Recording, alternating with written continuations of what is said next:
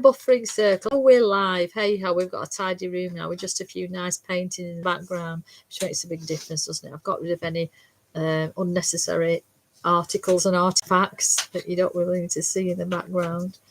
Sometimes it makes it more interesting, but anyway, I'm musing today over funerals and undertakers and the way they undertake underhand procedures within the undertaking industry, and I've learnt a lot lately. The observation has been quite enlightening and shocking and alarming and revealing.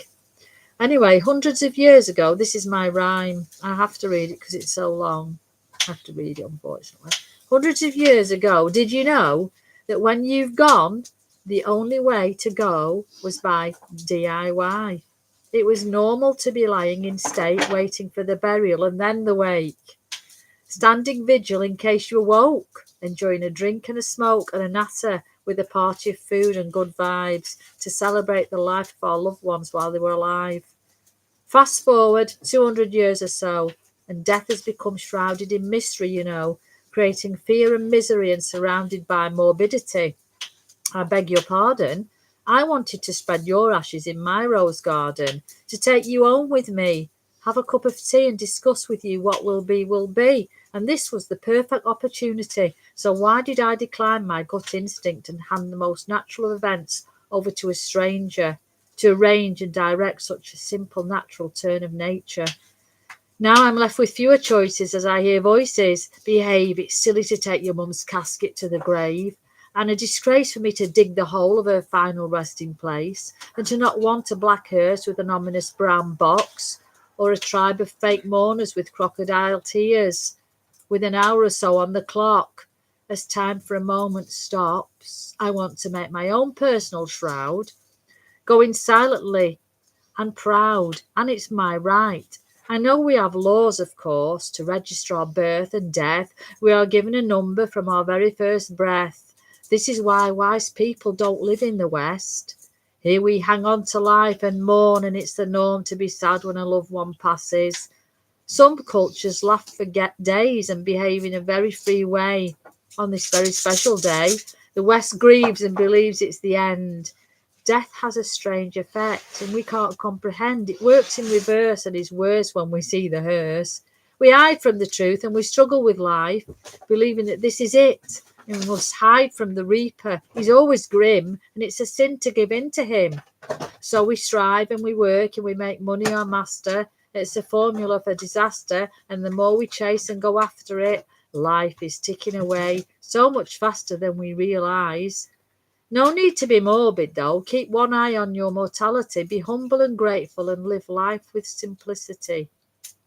Stay focused on your vessel. Your consciousness is your guardian angel, and it will be your lesson.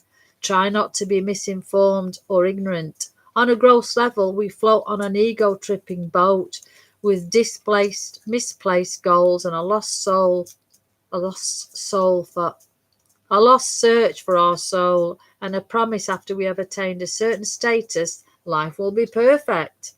Trying to discover real customer service I encountered. What do you mean? Is it fit to go into the furnace? Are you trying to deter me? Do you do this on purpose because I want to make my own purchase? Please have some humour in the funeral parlour. It is a prerequisite, a necessity, as life is tragic and ironic and always comedic. Paradoxical ambiguity, unanimous in tragedy. Let us laugh until we burst our sides. We're all in the queue, so take a pew and smile. Death's final curtain is not the end of the road. It's the circle of life returning for another cycle, my friend. And there's more than that, actually. More to it than meets the eye. If when the final curtain closes and you look at that last jar of roses in front of you in the church and your stomach lurches and your head's spinning, the curtain's closed, but that's the beginning, because at the top on the ceiling, while your head is reeling, more curtains open, and there revealing are the stars and the cosmos, which is what we are. We are a microcosmos. The universe is a macro. We have a solar plexus and a solar system, and it works in unison. Did you know? So if you look into it, and flip the switch and take a different point of view, you'll realise that there's nothing to be sad about, actually. Although some people might go earlier than they need to do, we're actually made from stardust and we will never die. It's just energy redirected in a different way. So there's no need to cry. You can't kill energy. It's just transformed. And that's what's the norm. So get informed, research. Don't go insane. Look into this. It's amazing. We are stardust. From stars we come, and from stars we go, and stars we remain. What a great way to look at things. And if all the funeral directors had this ring and that song that they sing, people would be lifted. It's a gift, not to be missed, treasured, and it's uplifting.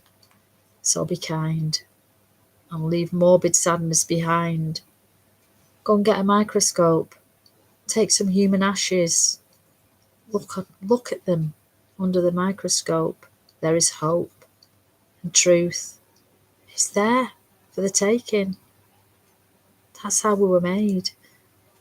That's how you're made. Under the scope, you'll see on the slide. That's where we are, where we'll be, and we'll always be. We are the stars. So please go and look, because it's lifted my spirits no end, and it will for you too, my friend.